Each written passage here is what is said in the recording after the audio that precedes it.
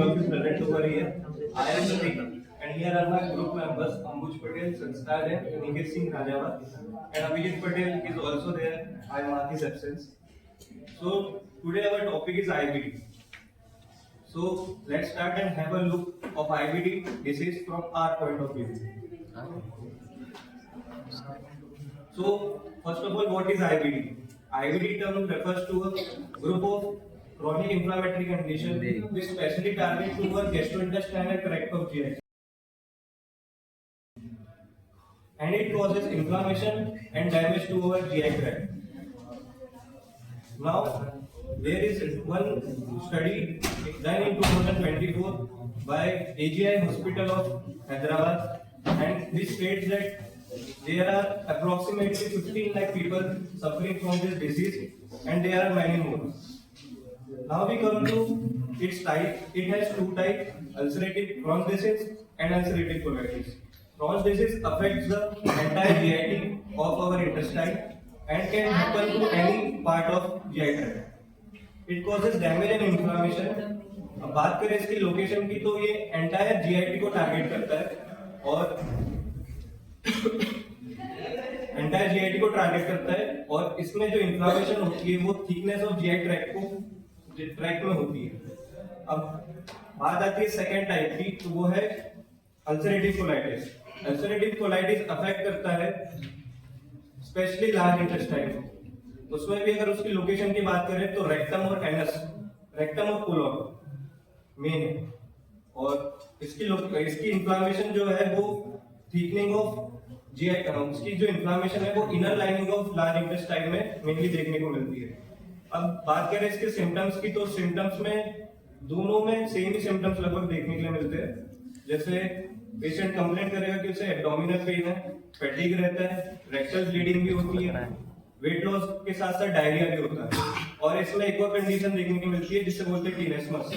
Patient complaint करेगा कि उसे टीनेस्मस मतलब इम्प्रॉपर इनकम्प्लीट इवैक्यूएशन होता है।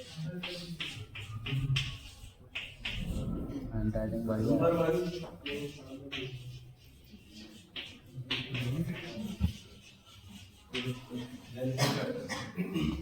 इसमें क्या है, फैमिली हिस्ट्री आएगी। अगर किसी इंडिविजुअल के फैमिली में किसी को भी आईबीडी हुआ है तो उसको होने के चांसेस है। और फैमिली हिस्ट्री। नंबर 2, कुछ जीन्स ऐसे होते हैं जिसमें म्यूटेशन अगर होगा तो आईबीडी होने के चांसेस होते हैं। एक NOD2 करके जीन है और एक CARD15 करके जीन। ये हो गया जेनेटिक फैक्टर।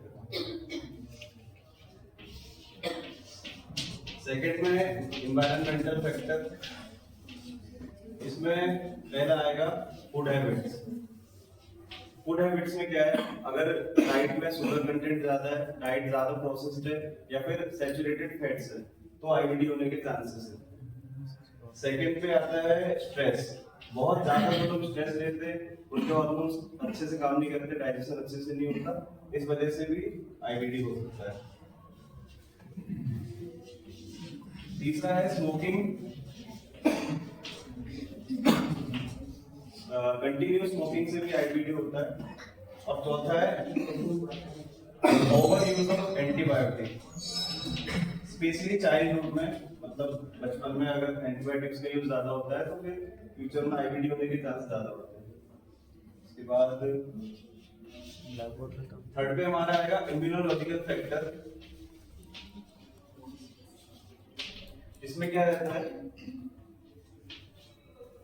इम्यून सिस्टम कभी कभी गलती से इंटेस्टाइन पे हाइपर एक्टिव होने के बाद कुछ गलत वो कर देता है, इम्पैक्ट कर देता है, तो इससे जो उसकी लेयर है उसमें इन्फ्लेमेशन आ जाता है, उस वजह से आईबीडी डेवलप होता है। ये हो गया इम्यूनोलॉजिकल। और इसमें एक और चीज है, इसमें क्या रहता है, डिसबैलेंस ऑफ माइक्रोबायोटा हो जाता है। माइक्रोबायोटा एक नया टर्म शायद आप लोगों ने सुना होगा। माइक्रोबायोटा मतलब होता है किसी पर्टिकुलर रीजन में जितने भी माइक्रो ऑर्गेनिज्म है, चाहे वो बैक्टीरिया है, फंगस है, या प्रोटोजोआ है, वायरस है, जो भी है, वो सब मिलके जब एक एरिया में रहते हैं तो उसको माइक्रोबायोटा कहते हैं। अभी लार्ज इंटेस्टाइन में सबको पता है बैक्टीरिया का माइक्रो ऑर्गेनिज्म का बहुत रोल रहता है, तो अगर ये माइक्रोवेट का डिसबैलेंस होता है तो भी आईबीडी होता है। फिर उसके बाद लास्ट जो फैक्टर है अदर्स में डाल देंगे उसको, उसमें पहला आएगा जो डेवलप्ड कंट्रीज है यूएस वगैरह, वहां पे खाना इतना प्योर नहीं मिलता और हर चीज में प्रोसेसिंग ज्यादा रहती है, इस वजह से डेवलप्ड कंट्रीज में ज्यादा आईबीडी होता है। फिर एज है, वैसे तो किसी भी एज ग्रुप में हो सकता है, लेकिन 15 से 30 में ज्यादा चांस रहते हैं क्योंकि इनके मतलब फूड हैबिट्स भी खराब रहते हैं और अनहेल्दी लाइफस्टाइल रहता है। और लास्ट में आएगा हार्मोनल इम्बैलेंस, स्पेशली फीमेल्स के लिए प्रेगनेंसी हो या मेंस्ट्रुअल साइकिल उस टाइम पे चांसेस ज्यादा रहते हैं। तो इस तरीके से अपन आईबीडी के कॉजेस समझ सकते हैं। Thank you. बढ़िया। बस तेरे पे भी बजा देंगे। कॉजेस के बाद पैथोलॉजी और इन्वेस्टिगेशन जो मेन टॉपिक है। पैथोलॉजी में पहले तो दो चीजें हैं यहाँ पे, क्रोन्स डिजीज और अल्सरेटिव कोलाइटिस, तो दोनों की पैथोलॉजी से ही इनका डिफरेंस पता चलता है और इन्वेस्टिगेशन से भी दोनों में डिफरेंशियल डायग्नोसिस बन सकती है।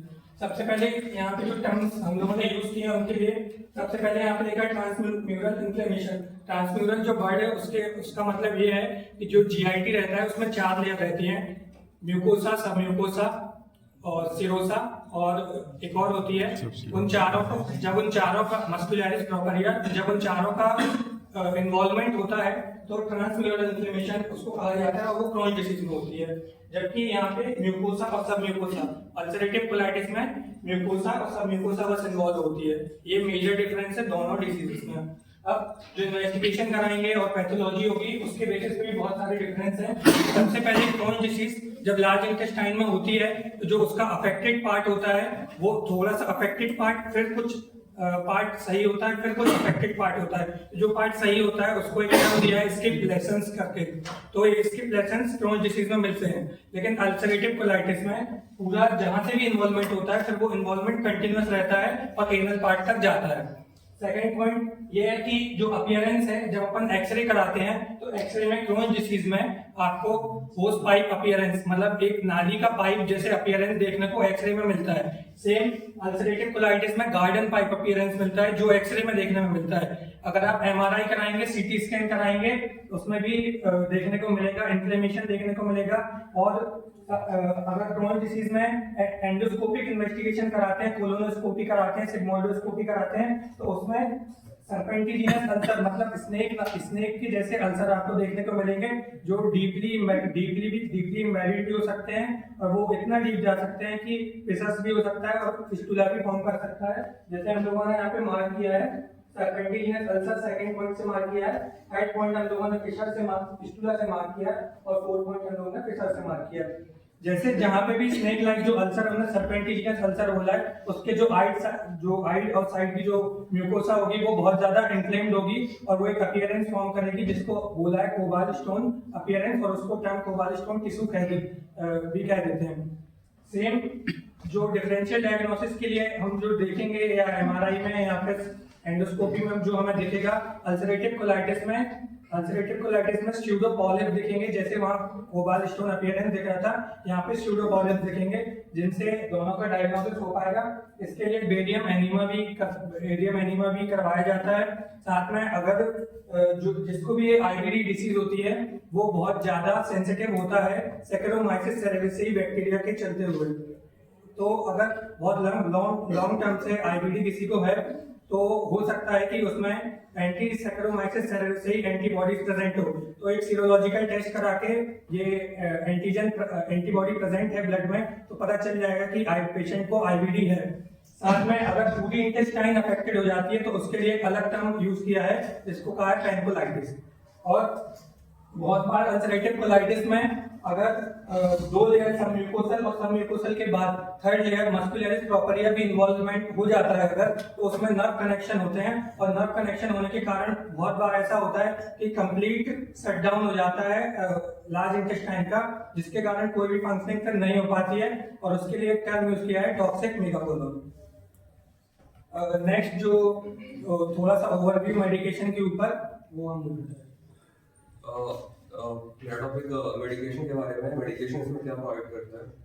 मॉडल में हम देते हैं 5 एसिडिक सैलिसिलिक एसिड देता है और ये करता क्या है कि हमारे इम्यून को सप्रेस करता है कि ज़्यादा वर्क ना करे, ओवर एक्टिव ना हो जाए। जैसे कि मेरे मेंबर्स ने बताया कि ये इम्यून सिस्टम की ओवर एक्टिविटी की वजह से होता है, तो ये क्या करता है इम्यून सिस्टम को थोड़ा सप्रेस करता है, तो इससे इफेक्ट वगैरह कम आता है। अब इसमें हम बात करते हैं कि आयुर्वेदिक मेडिसिन में क्या ले सकते हैं। हम बिल से बने हुए जितने भी जूसेस वगैरह आते हैं या फिर और भी चूर्ण वगैरह आते हैं, टैबलेट्स वगैरह आते हैं, हम ये भी खा सकते हैं, जिससे हमारा इम्यून सिस्टम बहुत सही रहेगा।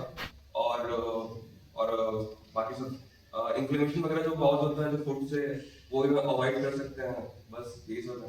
Thank you.